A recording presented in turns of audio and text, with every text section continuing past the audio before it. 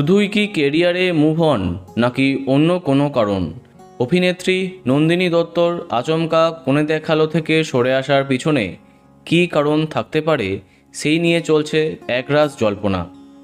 গত সোমবার হঠাৎ কোণে দেখা আলো ছেড়ে দেবার কথা জানিয়েছিলেন টেলি অভিনেত্রী নন্দিনী দত্ত। কারণ সম্পর্কে তিনি জানান, কেরিয়ারে মুভ অন করতে চান, কারো বিরুদ্ধে কোনো ক্ষোভ নেই তার।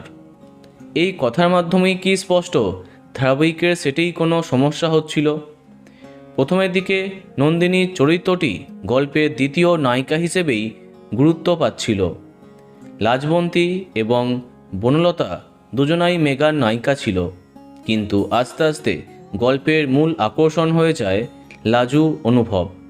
সুদেব এবং বনলতা প্রথমে পার্শ্ব চরিত্র, তারপরে গল্পের খলনায়ক খলনায়িকা হয়ে যায়। এত বড় পরিবর্তন হয়তো ভিতর থেকে মানতে পারেননি বনলতা চরিত্রাভিনেত্রী নন্দিনী দত্ত। অন্যদিকে মেগার মতো বাস্তবেও সম্রাট সাইনার সাথে তার মনোমালিন্যের কথা শোনা যেতে আরম্ভ করে।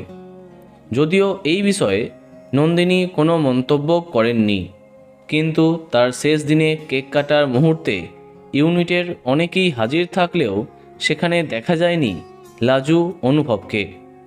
যা দেখে অনেকেই কমেন্টে জানান, এই ভিডিও দেখে বোঝাই যাচ্ছে তাদের মধ্যে অনেক কিছু ঠিক ছিল না। তাহলে কি এই সমস্ত কারণে কোণে দেখা আলো ছেড়ে দিলেন নন্দিনী? যদিও অভিনেত্রী তার এমন সিদ্ধান্তের জন্য কাউকেই দায়ী করেননি। তো বন্ধুরা, তোমার কি মন্তব্য কমেন্টে জানাতে পারো।